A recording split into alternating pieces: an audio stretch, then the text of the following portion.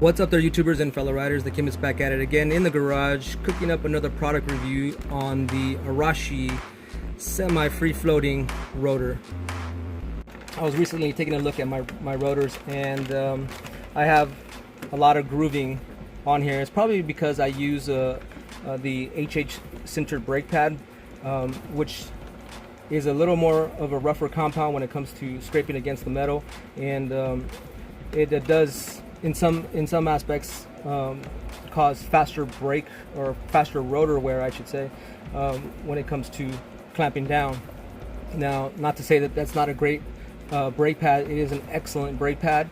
It does give you tremendous stopping power, and that's why I use them. So my bike currently has 98,000 miles, and I will post up the picture right here for you guys so you can see the actual damage to my rotor. Now, in 98,000 miles, I don't think these rotors have ever been changed, so I think I've got great life out of the OEM rotor that was on the bike when I originally purchased it. So let's go ahead and crack this open and get started with this product review.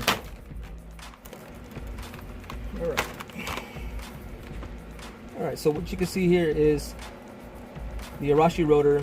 It's actually two pieces, and when we talk about free floating, what it is the outer disc rotor is not connected to the center. Okay, the center actually can be removed, and these are actually held in by what they call buttons, or this is actually held in by what they call buttons, and these buttons actually keep the centerpiece locked into place, but still give wiggle room for this to move.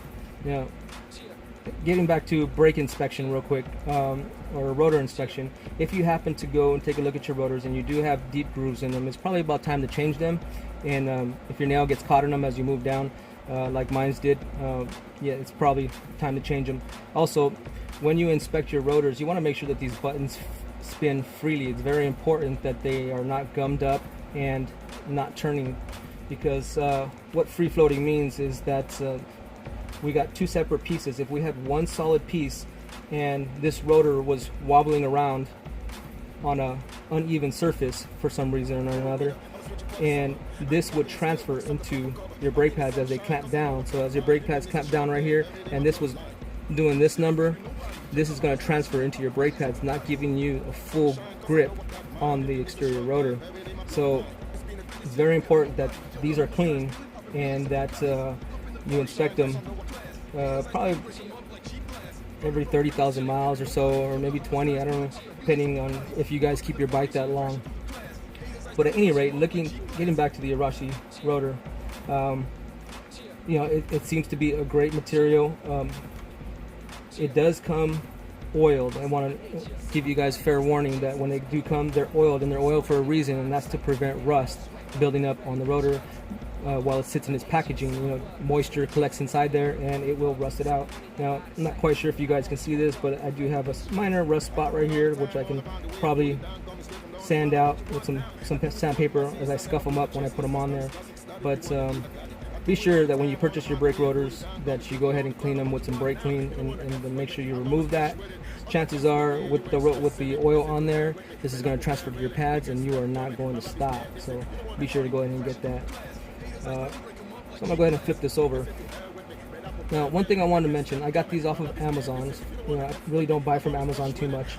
And when I was reading the actual product title, it said 0405 Suzuki GSXR, and I didn't take note to the fact that it was for 1000. I had purchased the 1000 rotor. They came upon delivery. I did my normal inspection as you should, and I'll show you in a minute how to do that. And you know, you can get up on eBay. You can get up on Google and look up the diameter of the rotor. Now, this, for our bikes, the 04 and the 05 Suzuki GSXR 750, the rotor diameter is 300 millimeters. Okay, so that's from here to here, should be 300 millimeters, or 11.78, somewhere around there, 75. You can find a calculator online and look at that. But at any rate, the 1000 model is actually, the diameter is slightly larger. Now, I'll go ahead and get my tape measure for you guys so you can see for yourself.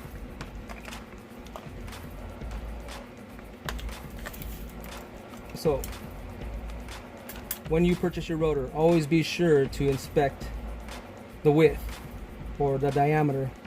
And right here, as you can see, so we can get a close up on that, we are almost at 1175. We're a little bit over. Okay, you want to make sure if you have an 04, 05, 750 JSXR, you want your rotor size to be 300 millimeters. Okay, so when I purchased, on my previous purchase, when I purchased the 1000 model or rotor is actually out here. Now, if you take a look at your caliper, when your caliper sits on here, sits on in its place, you actually only have a really fine gap. I want to say maybe 2 to 3 millimeters gap in here, and obviously that if with a larger diameter, this end would have slapped against my caliper as it rotated in its place, so causing nicks. So it's very important that you measure out and you put on the right rotor. Okay. Thickness wise, in the book it specifies the thickness of the rotor as 5 millimeters.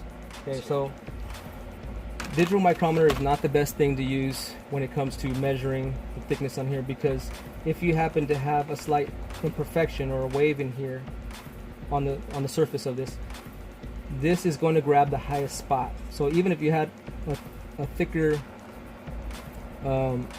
lip or here or an edge, this is going to grab that edge.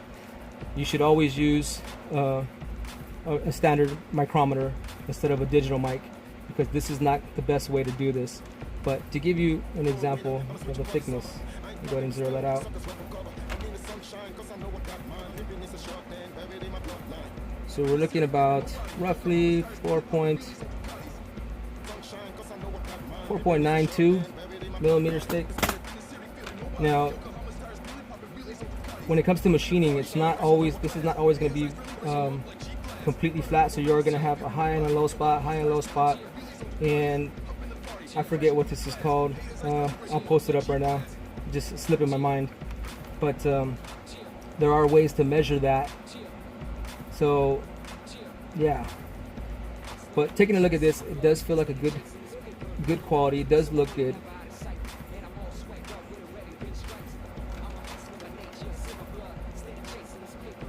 All right. So for $180, I got off of Amazon the two fronts and the back, okay, which is not a bad deal. Now, one other thing I want to mention, that inside the service manual, I'm always, a stickler about specs and stuff and whatnot. So I like to go ahead and see exactly what it is I'm doing before I do it. And the service manual only references the front rotors. It says nothing about the rear. So Google, at this point, Google is going to be your best friend as far as researching the thickness and the diameter of the rear rotor. So another note I want to make mention is that when you order from out of state, these came from Shanghai, China, I think it is, and when they came, and I had the wrong rotor, the 1000 rotor, I received a tariff for taxes for importing. Now, this wasn't mentioned in the description that I would be taxed $12 for the importing of these rotors. Now, I went out and I reached out to the seller and let them know that I was, one, I had the wrong rotor, and two, I received a tariff for the importation of these rotors, and they were kind enough to go ahead and refund me $12 so I can go ahead and pay that back to the U.S. Customs and Borders for the tariff. But also, I have to make mention that Kristen over at this Amazon retailer, She offered great customer service. I have to give a shout out to her. All the way through, she was there. She's apologized. There was no hassle for me. Ordering the wrong rotor. I just had to ship them back to them at my cost, of course, which was roughly about I want to say like $12-13 to ship back this 8-pound package back to. And actually, it didn't have to go back to China. It actually went back to Chino Hills, California. And so cheaper for me, great. But she made things really easy for me. Didn't get a hard time. Shipped me back the correct rotor in excellent time. I think I got them back within a week's time. So as I shipped this one out. But yeah, thank you very much, Kristen, for your great customer service. I appreciate it. Thank you for refunding me my money, my $12 for the customs and borders tax.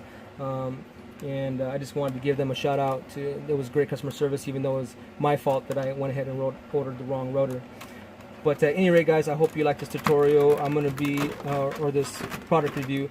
I'm going to go ahead and do a tutorial on the installation in a few minutes. I got my bike all lined up, and I'm going to get cracking on that.